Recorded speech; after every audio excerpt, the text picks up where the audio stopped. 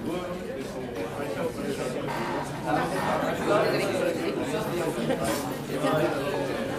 don't know how to make this point every hour we don't read, but I think it's like grade level.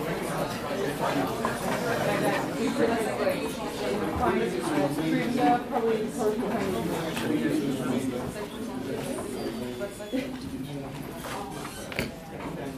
I have a rough sense of direction, and of course the tiny brain. Right now I'm just not provide any.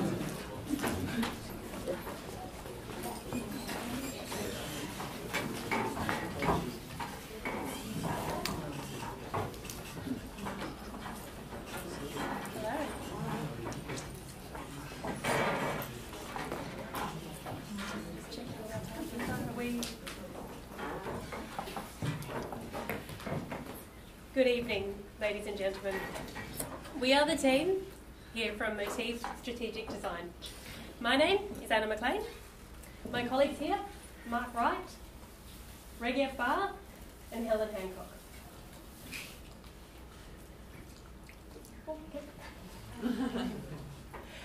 We've had the pleasure over the last few days, to get to know Ecotech. The keyboard, I think.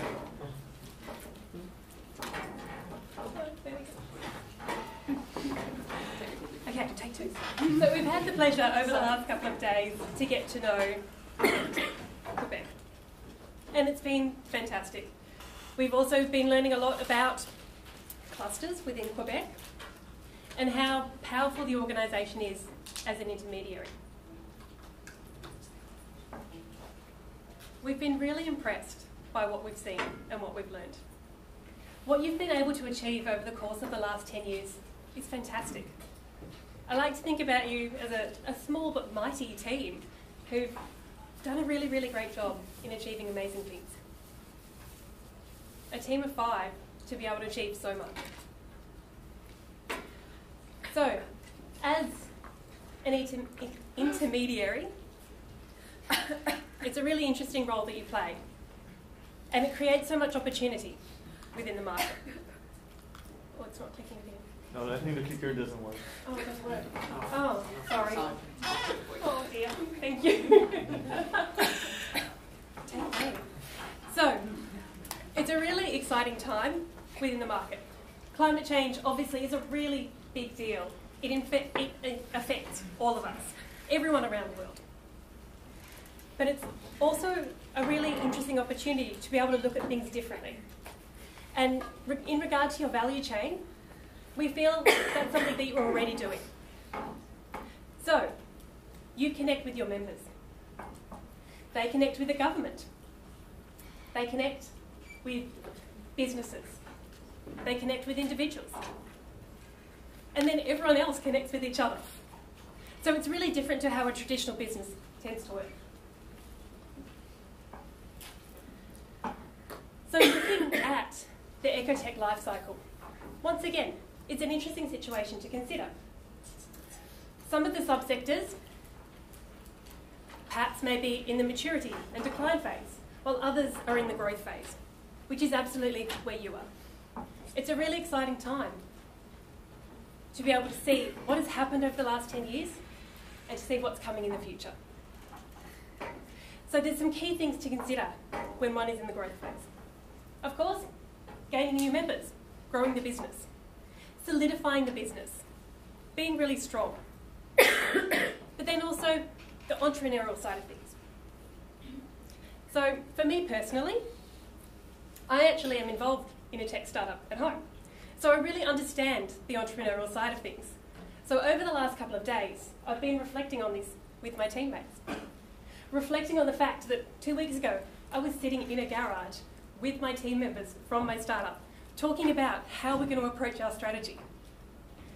So I can really understand what your members are doing, what they're going through, and how challenging it can be.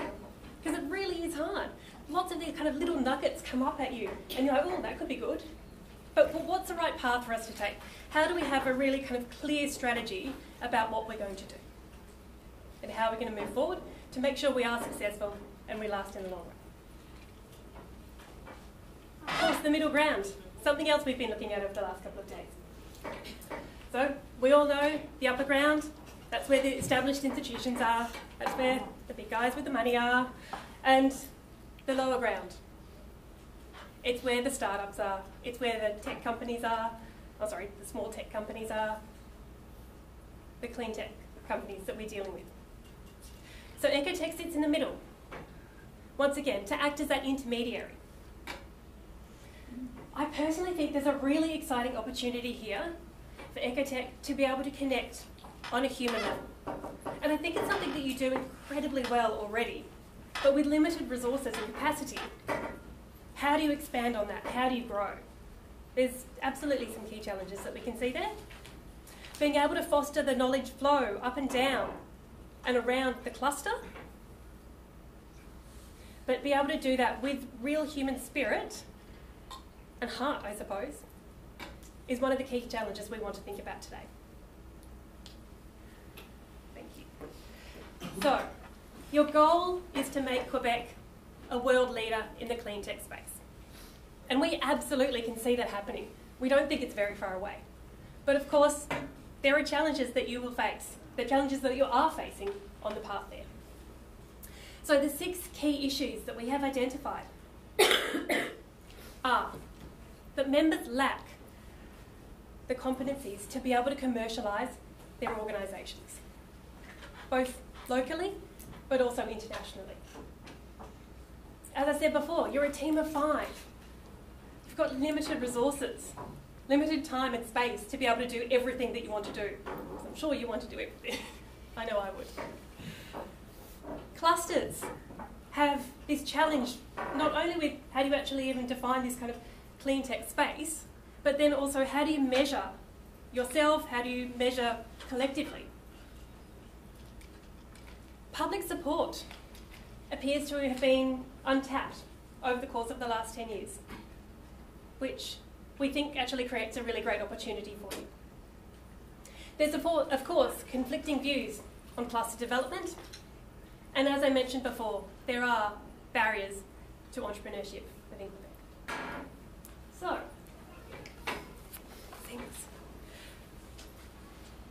there are 4 key main lines of action that you have identified. And we really think that the 6 issues that we have identified feed into this.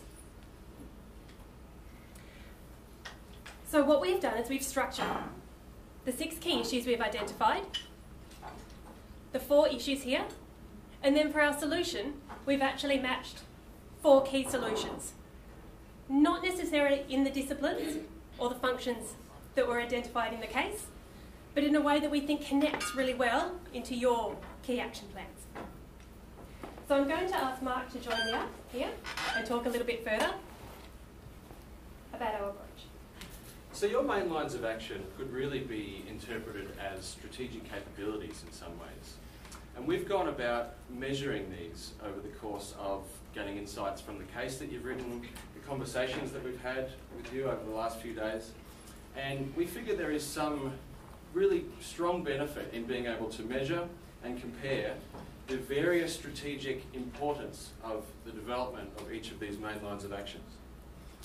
In the dark green here, we've got how we see your current capabilities. In the light green is the desired capability level that we believe you should try and achieve. And these are proportionate to how strategically important we believe these are. From top to bottom is the most important to lesser importance in our opinion. We know clearly from the meetings that we've had with you that the number 1 reason why your members join is for your public policy and regulation influence. In this case, we actually see no strategic gap at all, and we have no particular suggestions for you in that space, because you're having influence at the municipal, provincial, and especially more recently the federal level, and we believe that you're representing your members actually really quite convincingly and engaging in a good way in that space. However, the second most important strategic capability, knowledge and business intelligence, we feel that there is actually potentially some way to go. Specifically with building commercialisation capabilities in your members. we'll share a key quote with you soon that made us realise this strategic insight and channeled us along to focus our strategy around this. And really the rest of it is in line with the largest desired capability gap. Fantastic, thank you. So the other thing that I wanted to mention here is the current economic landscape, because obviously that's important and that affects us. So a couple of key call-outs. That Canada is currently failing to capitalise on the global clean tech opportunities. And that we're aware that investors consider clean tech as a high-risk, low-return investment. So of course, that makes it really challenging to be able to get funding. But it's not all doom and gloom. We know that the Canadian government has actually invested double in 2016 in spending on the green economy. So there's definitely some opportunities. So, on to our solutions. So, as I mentioned, there are 4 key areas that we want to talk about today. So, cluster strategy, the path forward, our public relations approach, how are we going to connect with people, measurability, to be able to bring in a bit of rigour to it, and then capability building. We've identified this, as Mike has said, as the key opportunity here. So I'm now going to pass over to Helen, who's going to discuss this with you a bit further.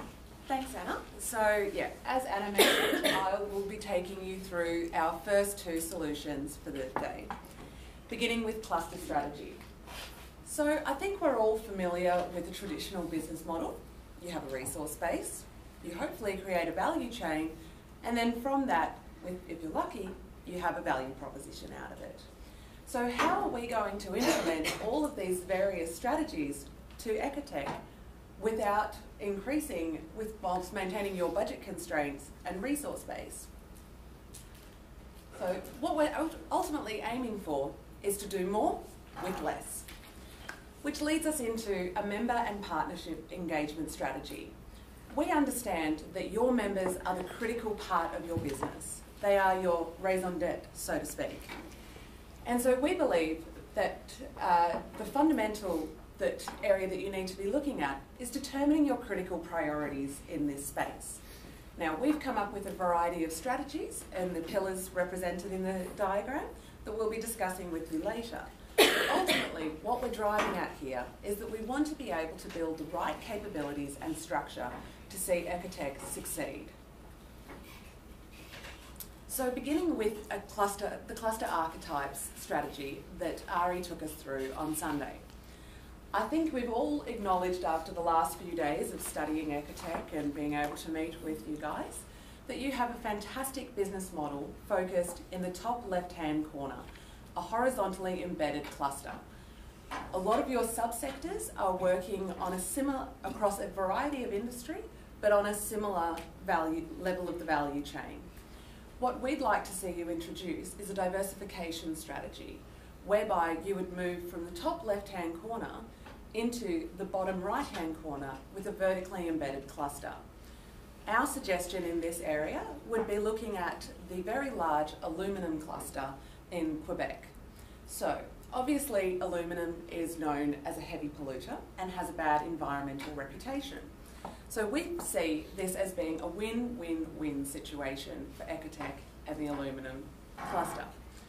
First of all, that the aluminium cluster is a potentially large market for your members in being able to sell their strategies and solutions onto the aluminium miners to hopefully increase their reputation and hopefully also reduce their environmental damage.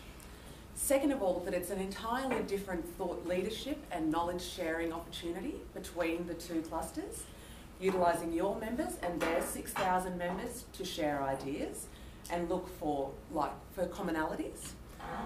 And third of all, that the aluminium industry is very well established in Quebec and has what we would imagine to be a very strong tie to the local provincial government here, an area that perhaps is a bit lacking in Ecotech at the moment due to a lack of understanding from the government of the type of work that you do. So by leveraging off of their relationship, it would build your reputation with the provincial government. So this is one strategy for you. Next, we'll move on to the capability building area, which, as Anna implied, is our key strategy focus for you.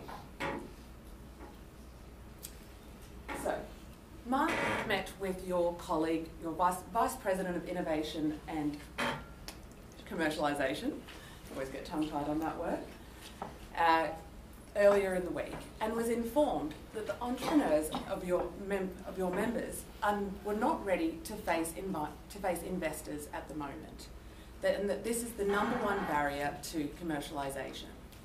So, working within the limitations of Ecotech's business, we've come up with a 5-pronged solution to help you deliver a better strategy for your members and build their capabilities, whilst not damaging your budget or your resource base. So, beginning with a formalised internship structure, whereby you would look at high-achieving MBA and International Business Masters students from the various universities around Montreal who are looking to get real-life business experience, but who also bring a strong range of capabilities of their own into your business.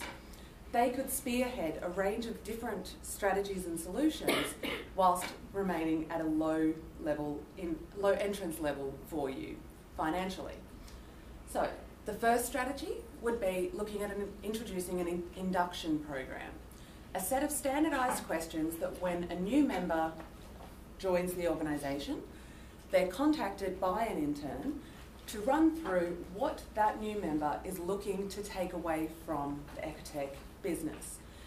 The intern will then develop an action plan specific to that member and work on delivering that strategy with them. Next is a mentoring program for the members. We realise, as we've discussed, that the particular lacking capability is generally around the finance literacy and marketing capability. So an area where you might be able to tap into, whilst maintaining a low cost, are things like the Montreal and other locality chambers of commerce, and also Export Quebec, which we know that you work with quite frequently, to leverage off of their strategies and capabilities with your own members. The fourth thing we would look to do is introduce a country market database for your members, utilising the interns to do research on the different markets around the world that are dealing in the clean tech space, and investigate the types of issues that your members would face if they chose to enter those markets, such as cultural awareness, a legal and governance framework, the particular subsects of clean tech that would be of interest to those markets, and what the size and scale of the available market is. Now, we're also aware that Victoria has an extremely wealthy global network of contacts and does very well in maintaining those connections, but it's obviously a large time drainer for you to be across all those things. So utilising the interns to keep those databases up to date of where the contacts are, who the contacts are, and also helping to put your members in contact with those connections through warm introductions would reduce some of your workload and allow you to move from an implementation role into perhaps more of a development of strategy and oversight role of these tasks. So I'll now hand over to Mark, who will take you on a deeper dive of our building member capability strategy. It was really interesting when we heard that sentence from Normand. After reading thousands and thousands of words and speaking and listening to thousands of words over the last 3 days or so, it was that one sentence that really stuck out to us so much. And to us it seems like the primary reason that Ecotech exists in the first place, because there are clusters that already exist to facilitate innovation. But really what your role is to take it from innovation to commercialisation.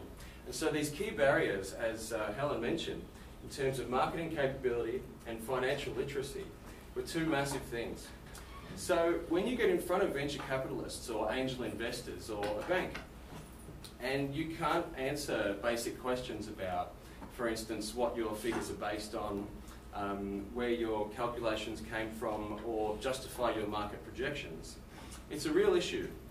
On the marketing side, if you can't clearly articulate your value proposition, if you haven't done a market analysis in terms of what that market value might be, a market risk analysis, to understand socio-cultural trends, to understand politico-economic trends, then it really undermines your credibility. There is a good reason for this though, because a lot of these entrepreneurs, they are engineers and technicians at heart. They're not necessarily always business people. So basically we're looking at the ability for Ecotech to inject, to help our members build these capabilities. And building on what Helen said here, I'd like to take a very practical look at this problem as well, because we can run seminars, we can do talks about what you might analyse to go into a market, or how you might look at that. But what I'd like to suggest is, for instance, imagine a weekend intensive where all your members, say from a certain sub-industry, are gathered around 8 tables with an industry expert at each table. They do, for instance, a case study, an action learning case study about entering the French market in terms of water purity. Now, they each potentially take a little piece of this case to look into and basically talk with one another, and over a period of time, perhaps an afternoon, figure out whether or not they would enter that market. See if they could describe to each other what each of those things I was discussing before are: socio-cultural trends, political issues, economic issues, making a market analysis, knowing where to go for the right facts and figures, and having not just known about these things theoretically about how to go through this process, but actually having gone through it together, they will be much less intimidated in doing this in the real world. You're basically shrinking the perceived distance between them and their international market. Because, as mentioned by Anna before, we know that there are challenges with entrepreneurial clean tech companies commercialising domestically. So a lot of them really need to make that jump quite early on. So this really, I suppose, shrinks the perceived distance between them and the market, and instills them with more confidence about what they can do when it comes to doing it in the real world. Thirdly, I'd like to talk about public relations. This is one arm of our strategy that I believe Ecotech is not quite tapping into as well as it could be at this point. So there are press releases on the website, there are various things that you do in terms of your relationship with the public. But at the moment you don't have a coherent strategy, or cohesive strategy, should we say. And potentially that's just due to a lack of human resources, which we know is a key problem. So the landscape of Canadians and how they feel about sustainability issues and how they feel about ecological issues is quite clear when we did a little bit of research. 85% of Quebecois believe there is evidence for climate change. 81% believe man-made factors are responsible. But how many people would actually do something about it? How many people would change their behaviour, think differently, pay more? Well, our research said that 79% would be willing to pay extra for renewable energy. So not only is there the awareness there, but there's also potentially, from this small piece of research that we've found, the willingness to take action in certain ways. The willingness to make ecological and sustainability issues a criteria for their decision making. For instance, if you think about our members, we have a lot of companies, we have government stakeholders as well. The public set the agenda. The public vote with their dollar. The public vote at the voting booth. They also basically keep government accountable as well. And both government and companies are responsive to market needs and market wants. If sustainability and ecological issues are at the heart of how they spend their dollar and how they vote, then basically this bodes well for us. So we're not saying Ecotech have ignored the public at large, but what we're saying is having a good understanding of our stakeholders' would be good for us, and to have a really purposeful PR strategy. So Canadians really do care about the environment, as we said, and it's really the grand stakeholder picture that we're talking about. Just a couple of quick ideas of what you could do. You could develop your network of media contacts. So who are the, what are the major newspapers around? Who are the major journalists that might be interested in these sorts of issues? Who are the influential talk radio hosts that might take one of these issues on or some of these issues on? And that also not only presents information to the public, but it actually becomes a two-way conversation. People call in. This starts to become front of mind. So not only do the issues start to become front of mind, but so does the clean tech sector in general and ecotech. And it eventually becomes much more prestigious for companies to associate their own brand with yours. Now moving on to measurement with Regev. So the fourth solution we propose to you is to use measurements, both for your members and for ecotech.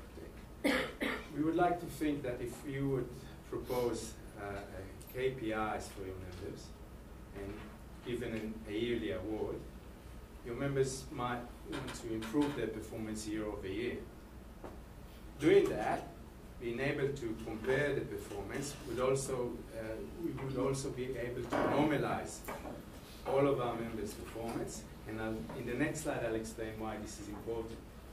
We also talk about, in the solution, about using KPIs for ecotech. The reason for that is for you to show to potential partners or when you discuss with government how you improve year over year. So it's really easy then to establish that you can go forward and improve.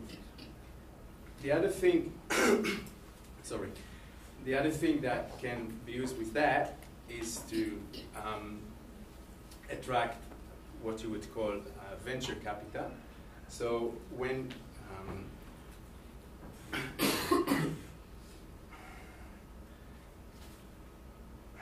when you have a predefined index for everyone, you could then compare the companies, and then venture capital could come into all of your members in the cluster and choose the companies they want to work with, which is in the measurements.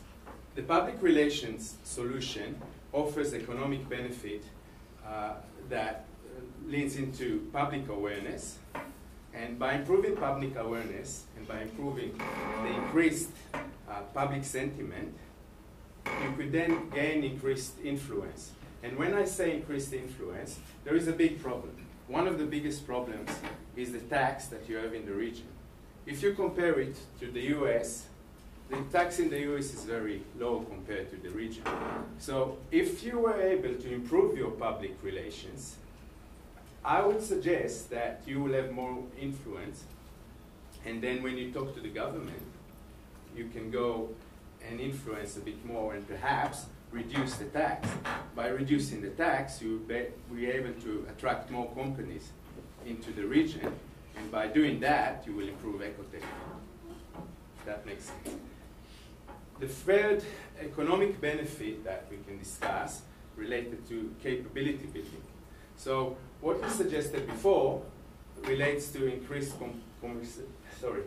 relate to improving your members. By improving your members, you can then allow them to improve their own commercialization, and that would translate immediately to monetary terms.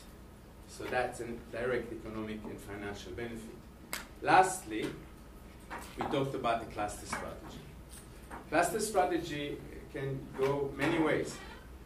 One of the things we introduced was to talk about partnering with neighbor clusters.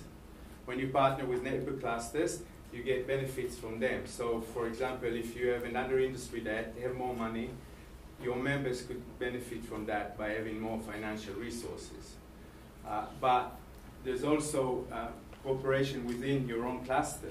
That would increase benefits between members, like sharing learnings, like sharing resources, like sharing even outcomes of research that each company got. Wonderful. Thank you so much. So, as we've demonstrated over the course of the last half hour, there are 6 key challenges that we have identified.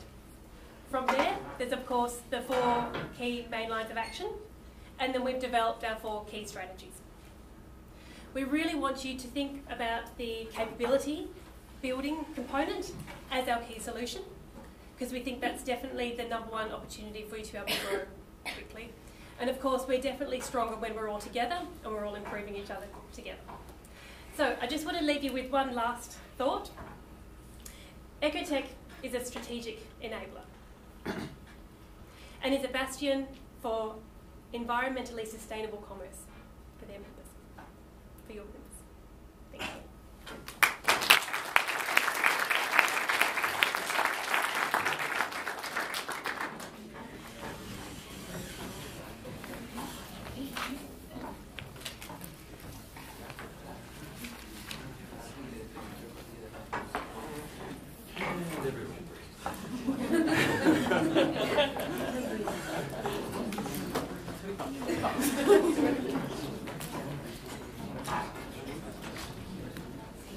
Any questions? Yes. One first question is that perhaps one clarification here. I like your emphasis on capability, but it could be understood in two ways. First of all, it could be organizational capabilities, the capabilities that Ecotech has, but also it could be understood as what is Ecotech's basic mission, which is to enhance the industry capability, right? Could you perhaps? Yeah, so I'll take that one. So essentially we see them as being interconnected, or even you could go so far as to say one and the same. Ecotech is essentially a member organisation. Its reputation, its capability is built on the capabilities and successes of its members. So by providing its members with access to services that will help them increase their success, it then in turn increases Ecotech's reputation, its own success, its own brand, etc. So yeah, we see them as very interconnected. It's mutually reinforcing, really, isn't it? Yeah. Very good. A question about the public relations plan of action. So you've seen that we're starting to do some work with this by telling about the success stories that we have. However, it's quite difficult to make it sexy because it's not the new, very nice iPhone that you have, and I took the example of for another team. So yeah, it's hard to make it sexy and say to everyone, hey, let's invest in it, let's get enthusiastic about it.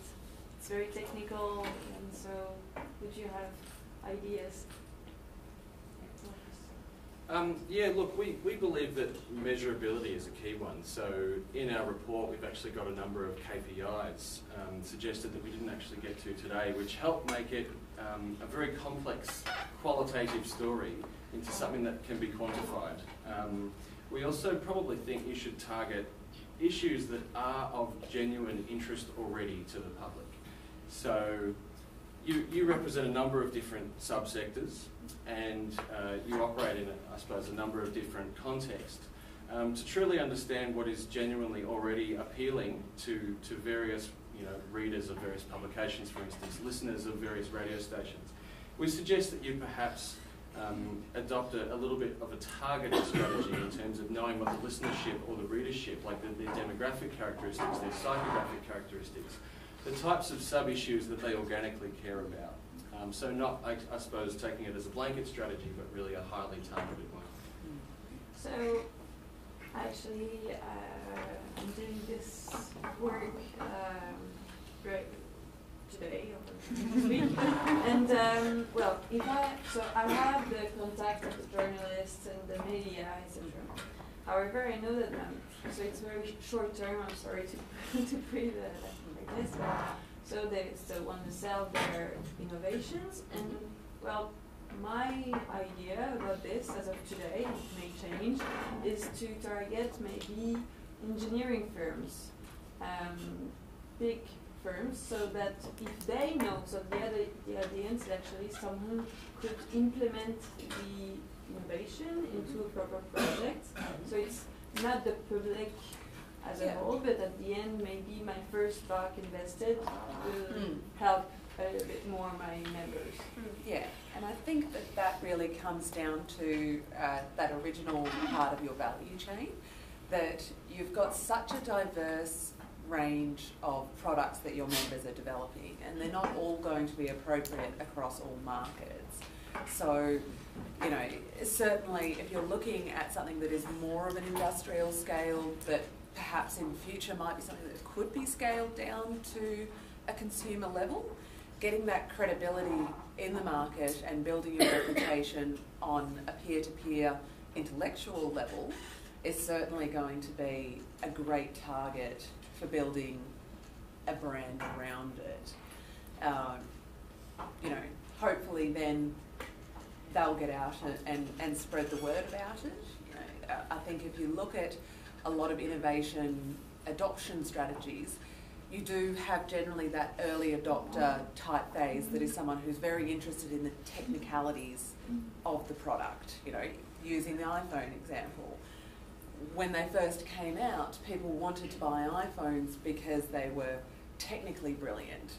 It was, you know, as the journey went on and the publicity spread about them, that those middle-level adopters came on board because they were fun and they were funky and everybody had them. So hopefully that's the type of thing that your members might begin to experience as they get a bit more credibility behind them. So.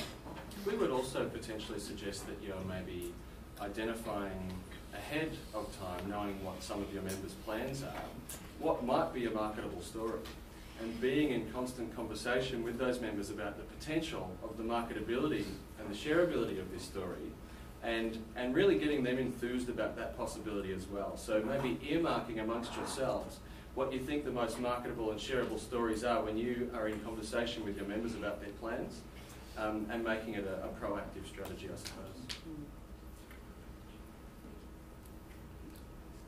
I like your recommendation. I mean, yes, I think firms in the clean tech industry might find it very, very good and worthwhile to sort of integrate into value chains and so on.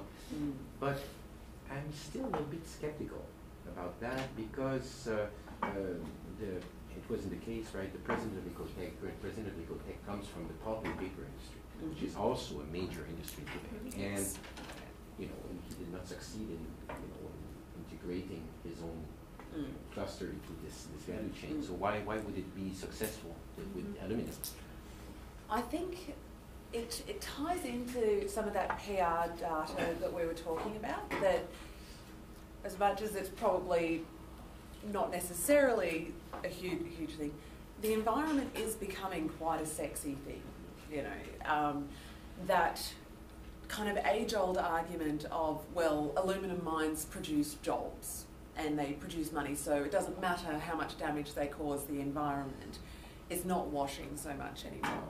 So they're going to, if they're forward-thinking, they're going to be in a situation within the next decade, if not sooner, that their reputation is on the line if they're not seen to be doing as much as physically possible to be environmentally sustainable and friendly. So we think that there's a potential a large payoff for them by getting in on the ground floor of this.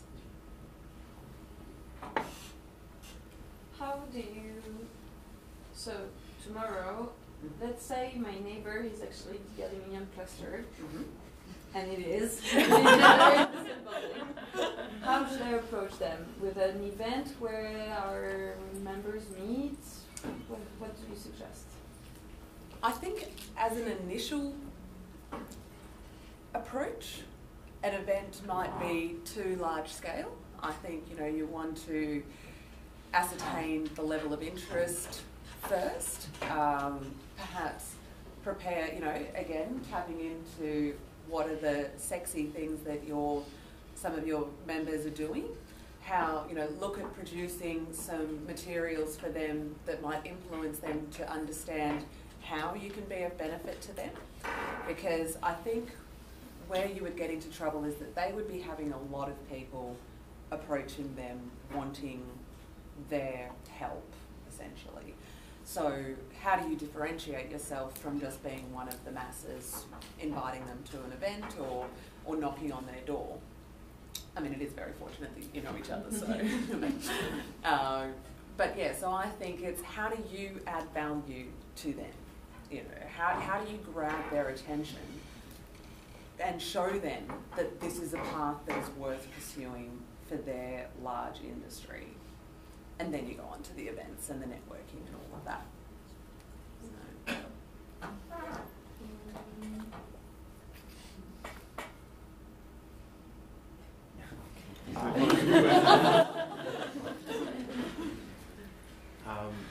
There's one key feature of this cluster also is that it's very diverse, right? I mean, you have firms that do the work of technology that do not have anything to do with each other and so on, right? So therefore, I would like to challenge also your statement that this is a horizontal network. It's not like the car industry in Detroit. I mean, they make cars, right? Yes. But in here we have firms that make all kinds of things that relate to energy saving or air pollution.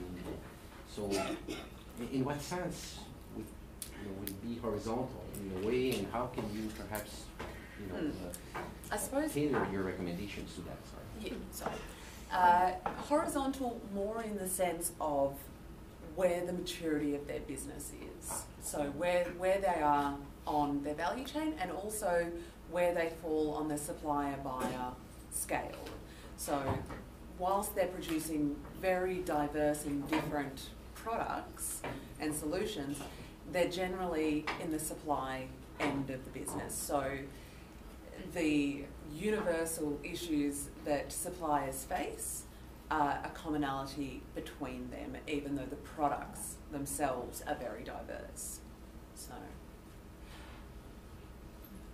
No, just like what you just said. Okay. The products are very diverse. Exactly. Yes. But Yes, but the goals are the same. Yes, Yeah. exactly. They're still facing the same market pressures that other suppliers are, and being that they're all in a fairly industrial, technological, engineering field, their issues would be more specific to each other. And there's a common branding also. Yes, right? yeah, exactly. And that's where organisations like exist, that there's more power in the conglomerate than trying to petition or change just as, a soil energy business. So, a soil pollution business. Thinking about internationalization now. So you talked about the country market database. Interesting feature. How do I do this? So that's where I think you want to tap into your interns. So it'll be an ongoing process.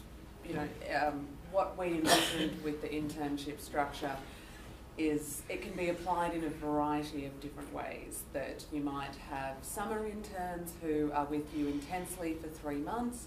You might have other interns who might do a day a week with you throughout their 3-4 year degrees. Working with individualised cases, but an ongoing process. You could use the basic office tools to set up the database in the first place, but using students who already have a strong research and international business focus to leverage off of that. And then there might be opportunity to incentivise it by making it either for course credit or additional credit. So, tying in with your relationships with the universities so that there's appeal for the students to want to come and do this. I need to talk with some professors here. I have many students. 1, 2. They're professionals now, but they cost money. This is my